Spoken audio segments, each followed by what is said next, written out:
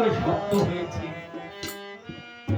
যখন শব্দ হয়েছে, অন্ধমুনি বলছে, অধীরে আমাদের সিন্ধুমুনি এসে গেছে, আর কোনো চিন্তা নেই, আর চিন্তা নেই। সিন্ধুমুনি যখন কাছে এসেছে, বলছে, বাবারে আগে আমাদের কোলে আয় বাবা, এই গভীর নিশীথে আমাদের জন্য জল এনেছিস, আগে তোকে বুকে নিয়ে আমাদের তৃষ্ণা মিটাবো, তারপর আমরা জল পান করবো। সিন্ধুরে রাজা চিন্তা করে, আমি যদি কথা বলি জল পান করবে না, আমার যদি কথা নাও বলি তাও জল পান করবে না। তাই আজ নিরুপায় হয়ে রাজা বলছে, মহামুনি আপনার সিন্ধু মারা গিয়েছে। কি বললে রাজা? কে তুমি? বলছে, আমি এই হতভাগ্য রাজা, আমার শব্দ বেদি মানে আমি সিন্ধুকে বধ করেছি। আমি ভেবেছিলাম মায়াবী হরিণী এসে সরু নদীর জল নিয়ে যায়, তাই আমি বান নিক্ষেপ করেছিলাম, শব্দ বেদি বান, সেই বানে নিহত হয়েছে, আমি বুঝতে পারি নাই, আমাকে ক্ষমা করে দিন মহামুনি। মহামুনি দুই চোখের জল ছেড়ে দিয়ে বলছে, রাজা তুমি যে এত নির্দয়, এত নিঠুর, আগে জানতাম না রাজা।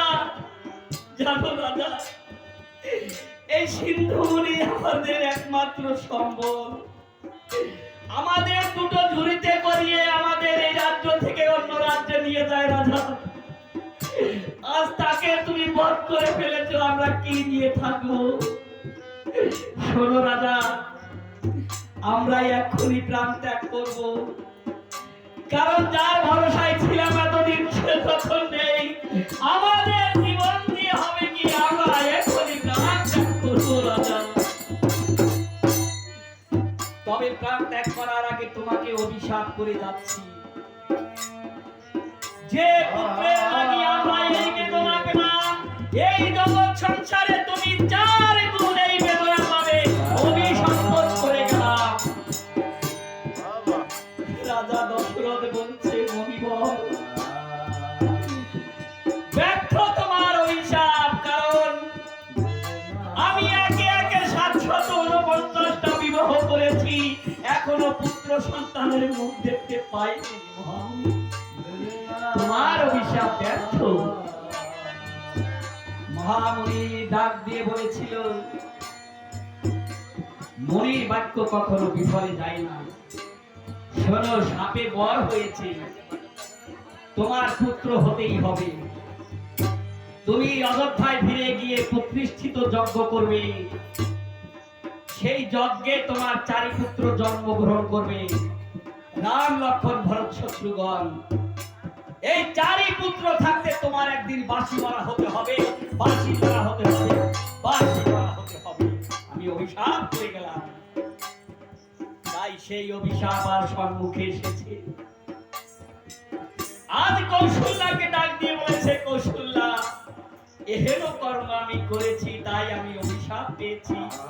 আজ আমার 4 পুত্র থাকতেও কেউ আমার কাছে নেই, সেই অন্ধমুনির অভিশাপ আমার সম্মুখে এসে দাঁড়িয়েছে।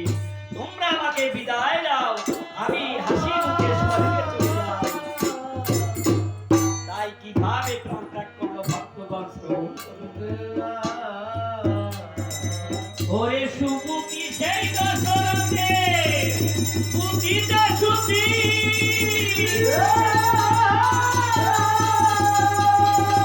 ওরে হরি হরি বলে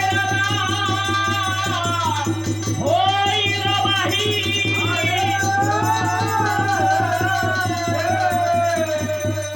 ভক্তগণ, আজ রাজা দশরথ প্রাণ ত্যাগ করে চলে গেল, ভেঙে পড়লো অযোধ্যাখানা। কুলগুরু বৈশিষ্ট্য এসে ডাক দিয়ে বলেছে, এখন আর কান্নাকাটি করার কোনো সময় নেই। রাজা দশরথের 4 পুত্র থাকতেও কেউ অযোধ্যায় নেই, কে করবে রাজা দশরথের শ্রাদ্ধ ক্রিয়া? তাই এক কাজ করো, অযোধ্যা নগরী তোমরা সবাই কান্না বন্ধ করে এই দশরথের দেহখানাকে তৈলে ভিজিয়ে রাখো, আর সমগ্র থেকে দিয়ে কে কই রাজার দেশ হতে ভরত আর শত্রুঘ্নকে আনয়ন করো, নতুবা কে করবে রাজা দশরথের শ্রাদ্ধ। তাই কি করেছে সুমন্ত্র সারথি কে কই রাজার দেশ হতে ভরত আর শত্রুঘ্নকে আনয়ন করেছে। ভরত এসেই যখন অযোধ্যায় পদার্পণ করেছে, দেখে সিংহাসনে তার মাতা কইকেয়ী রানী বসা। কইকেয়ী রানীকে দেখতে পেয়ে বলছে, মা তুমি কেন সিংহাসনে বসা? আমার পিতা কোথায়, আমার দাদাই বা কোথায়? বলছে, ভরত রে, আমার কোনো দোষ নেই বাবা। ওই কুজি বুড়ির কুমন্ত্রণায় আমি তোর দাদাকে 14 বছর বনে পাঠিয়েছি, আর তোর জন্য রেখেছি এই সিংহাসন। এই সিংহাসনে বসে এই প্রজাগণ পালন করবি, আর তোর দাদা বনবাসে যাওয়ায় তোর পিতার দেহ রেখেছে, তার শ্রাদ্ধ ক্রিয়া তোকেই করতে হবে। বলছে, মাগো এই সিংহাসনে আমি কোনোদিন বসবো না, কোনোদিন বসবো না। তুমি যা করে গেলে মা, মা নামের কলঙ্ক করে গেলে এই জগতে মাগো। আজ আমার ভগবানের মতো দাদাকে তুমি বনবাস পাঠিয়েছো, আর এই সিংহাসনে রেখেছো আমার জন্য। তুমি যদি আমার মা না হতে, তোমাকে এই তরবারি দিয়ে দ্বিখণ্ড করে সরল নদীর জলে নিক্ষেপ করতাম। তুমি এমন কাজ করেছো মা। চলে গেছে মা কৌশল্যার কাছে। কৌশল্যার কাছে গিয়ে যখন মা মা বলে ডাক দিয়েছে, কৌশল্যা ডাক শুনতে পেয়েছে, মনে হয় রামচন্দ্র আজ মা মা বলে ডাক দিয়েছে। কৌশল্যা অন্তঃপুর থেকে ছুটে এসে দেখে ভরত। ভরতকে দেখে বলছে, আয় বাবা, আমার বুকে আয়। কতদিন তোর দাদা আমাকে মা মা বলে ডাকে না, তুই আমাকে একবার মা বলে ডাক। আমার এই প্রাণটা জুড়াবো তোর মা ডাক শুনে। তাই আমার কৌশল্যা কি বলছে ভক্তগণ শ্রবণ করুন।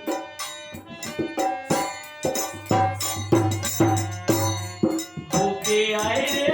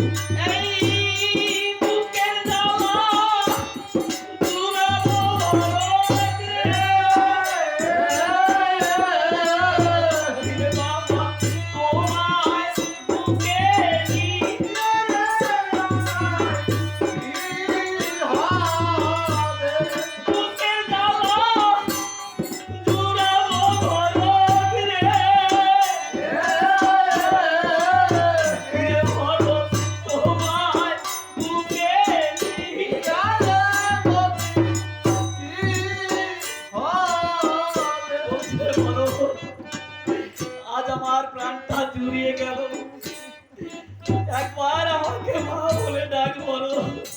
তাই ভরত কি করেছে, মায়ের বাঞ্ছা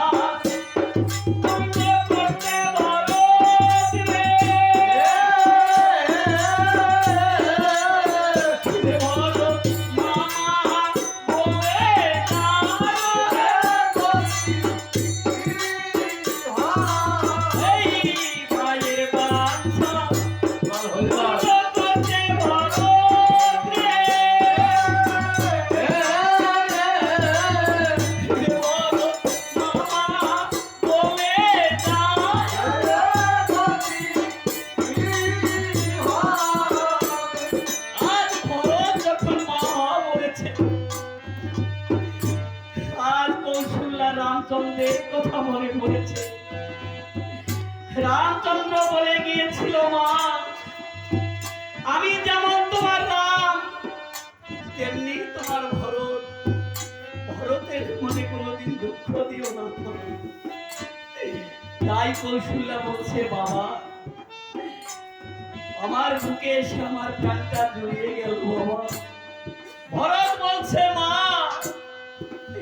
বিনা মেঘে বজ্রাঘাত, মা ওই কইকেয়ী রানী দাদাকে 14 বছর বনবাস দিয়েছে। ও জানে না আমি রামের ভাই ভরত আমার জন্য সিংহাসন রেখেছে মা। ওই সিংহাসনে আমি কোনোদিন বসবো না, কোনোদিন না। মা তুমি বলতে পারো না আমি কি করবো? কৌশল্যা ডাক দিয়ে বলেছে, ভরত রে, তোর দাদা যখন অযোধ্যায় নেই, তোর পিতার শ্রাদ্ধ ক্রিয়া তোকেই করতে হবে বাবা। ভরত বলছে, মা সেটা আমি করব। তাই মায়ের আজ্ঞা পেয়ে আজ দশরথ রাজার শ্রাদ্ধ ক্রিয়া করেছে, প্রজাগণদের শাড়ি বস্ত্র বিতরণ করেছে, খাদ্য দ্রব্য অলঙ্কারাদি যা যা লাগে সব দান করেছে।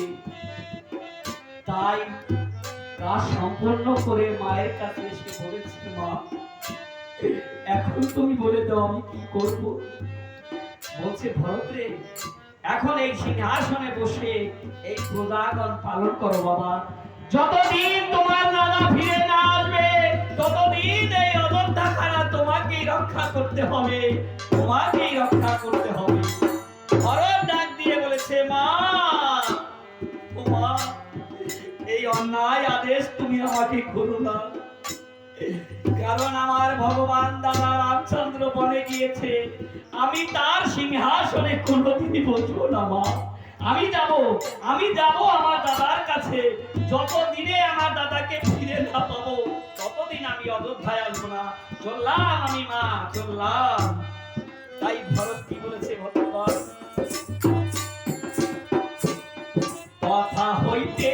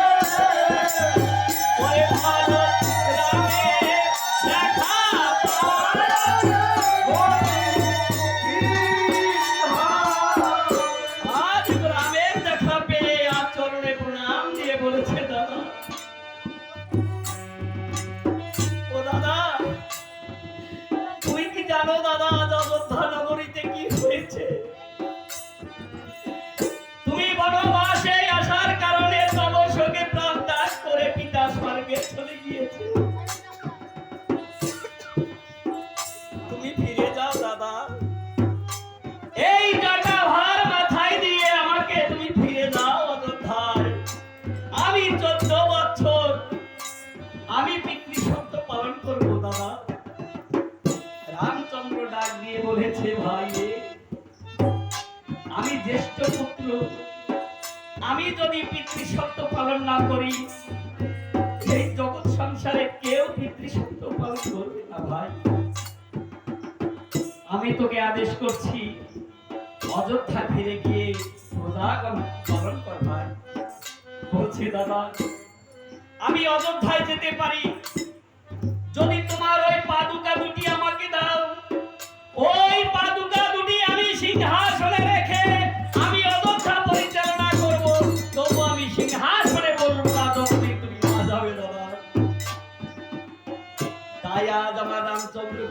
বলছে, ভাইয়ের বাঞ্ছা পূর্ণ করতে ওরে ওরা কাজুকা দুটি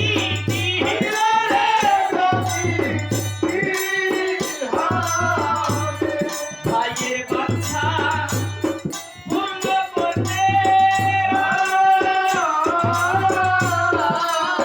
ওরে ওরা কাজুকা দুটি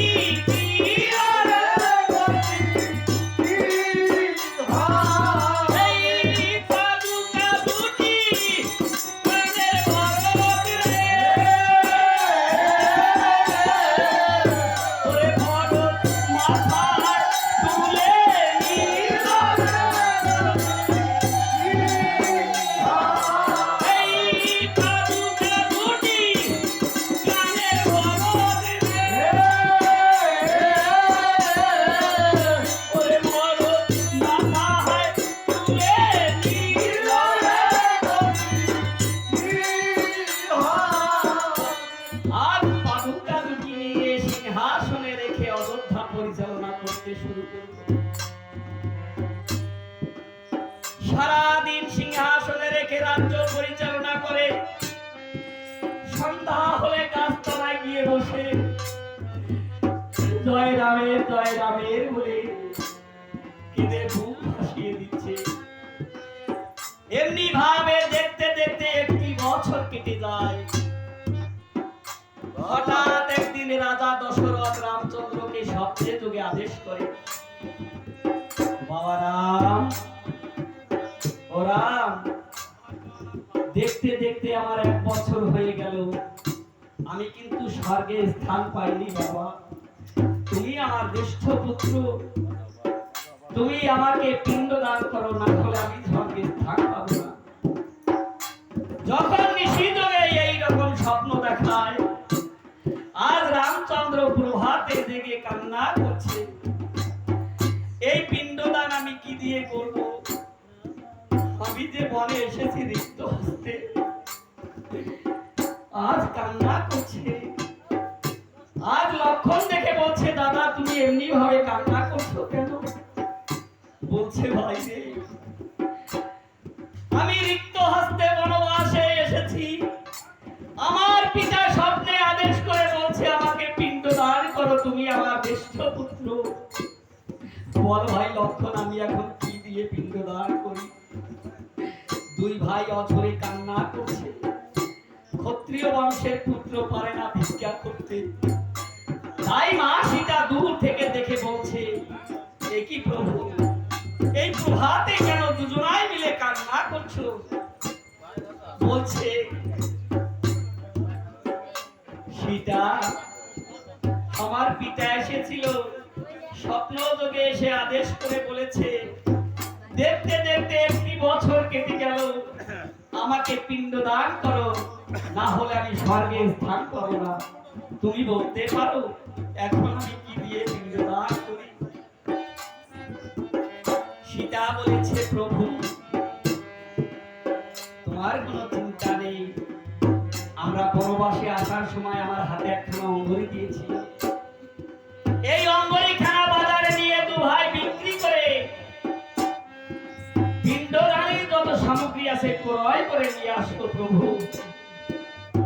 তাই আজ মা সীতার কথায় রাম লক্ষণ 2 ভাই বাজারে গিয়েছে পিণ্ডদানের সামগ্রী ক্রয় করতে।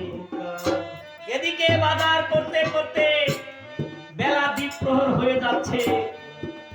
দশরথ মনে মনে চিন্তা করে, বেলা দ্বীপ্রহর হয়ে যাচ্ছে, বেলা যদি গড়িয়ে যায় তাহলে আমি আর স্বর্গে স্থান পাবো না, তাই আমাকে আবার যেতে হবে। মা সীতা কি করেছে, রাম লক্ষণকে বাজারে পাঠিয়ে দিয়ে পিণ্ডদানের জন্য ফুল, তুলসী, দুর্বা, একজন ঠাকুর মশাই সবাইকে রেডি করে রেখেছে। এমনি সময় ফাল্গু নদীর বালি দিয়ে খেলা করছিল। দশরথ রাজা এসে বলছে, মা গো, ওই যে বেলা দ্বীপ্রহর হয়ে যাচ্ছে, রাম লক্ষণ এখনো ফিরে আসেনি,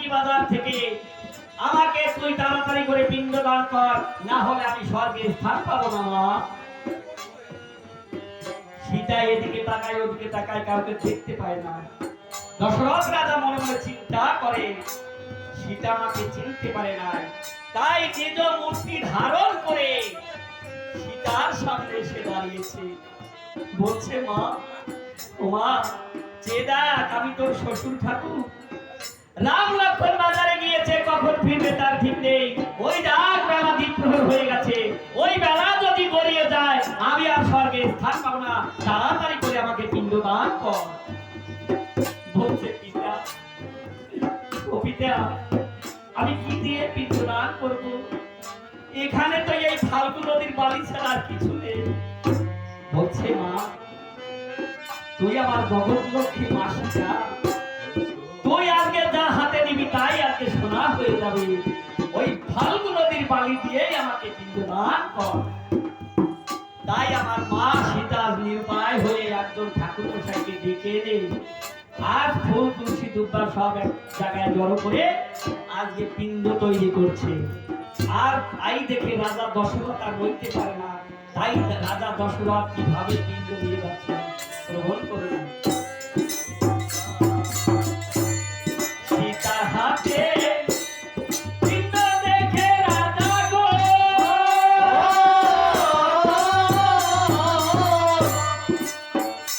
রাজা হাত পা দিয়া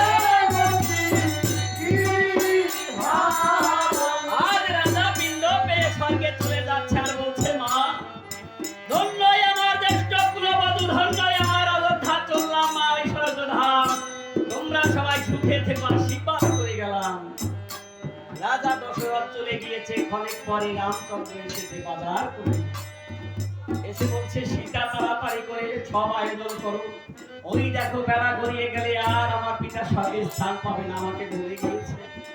বলছে প্রভু তোমার কোনো চিন্তা নেই, পিতাকে আমি এই বালি দিয়ে পিণ্ডদান করেছি, এই মাত্র পিতা স্বর্গে চলে গিয়েছে। রামচন্দ্র বলছে কি ব্যাপার, আমার কাছে সব সামগ্রী আর তুমি কি দিয়ে পিণ্ডদান করবে? বলছে স্বামী গো, এই ফাল্গু নদীর বালি দিয়ে আমি পিণ্ডদান করেছি। বলছে আমার বিশ্বাস হচ্ছে না। বলছে যদি তোমার বিশ্বাস না হয়, ওই দেখো ঠাকুর মশাই বসে আছে দক্ষিণা নেওয়ার পরে, তাকেই জিজ্ঞেস করো। তাই আমার রামচন্দ্র ডাক দিয়ে বলেছে, ও ঠাকুর, এ তোমার মা যেন কি পিণ্ডদান করেছে? তারা বিটু বুঝতে হচ্ছে ওই আরে রাবলো কোথায় বাজার যত ফল এত মিষ্টি আছে, এরপর যদি সত্য কথা কই তাহলে ওগুলো পাওয়া যাবে সব পিঠে কথাই কই, সেগুলো ফল বলছে তোমাকে দেওয়া যাবে না। বাবু আমি দেখে দেখে তুমি দেখো নাই পিণ্ডদান করেছে কিনা? না। আজ মা সীতা বলছে, ওরে ঠাকুর মশাই, সামান্য ফলমূলের লোভে এই মিথ্যে কথা বললি? তবে আমি জগৎ লক্ষ্মী সীতা, আমি অভিশাপ করে গেলাম। যুগে যুগে ব্রাহ্মণ তোমার, ও ঠাকুর জন্ম মোহনী,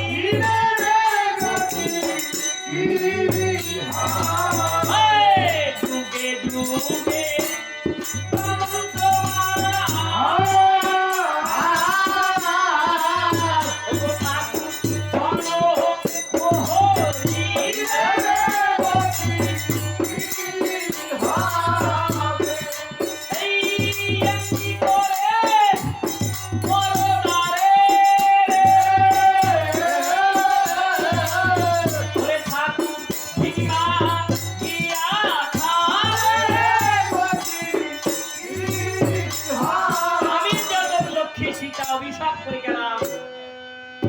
তুমি এক তালার পর দুই তালা দিলেও তাতে শান্তি আসবে না, তোমাকে ভিক্ষা করে খেতেই হবে। বলছে তোমার আর কোনো সাক্ষী আছে? বলছে এই তো ফাল্গু নদীর বাড়ি দিয়ে আমি পিণ্ডদান করেছি, এই ফাল্গু নদীকেই জিজ্ঞেস করো না প্রভু। আজ ফাল্গু নদীকে ডাক দিয়ে বলেছে, ফাল্গু নদী, তোমার বুকে বসে কি মা সীতা পিণ্ডদান করেছে? বলছে আমি দেখি নাই প্রভু, কারণ ফাল্গু নদীও চেয়েছিল ওই ফলমূল আমার বুকে দেবে, আমার বুকে বসে ভাসবে জলে, আমি তাই দেখে আমি খুশিতে আমার পেট ভরে যাবে, তাই বলছে আমি দেখি নাই। তাই ফাল্গু নদীকে বলছে, ফাল্গু নদী রে, তোর বাড়িতে আমি স্বয়ং পিণ্ডদান করলাম আর তুই বলছিস আমি দেখি নাই, তোকেও আমি অভিশাপ করে গেলাম। যুগে যুগে ফাল্গু নদী রে,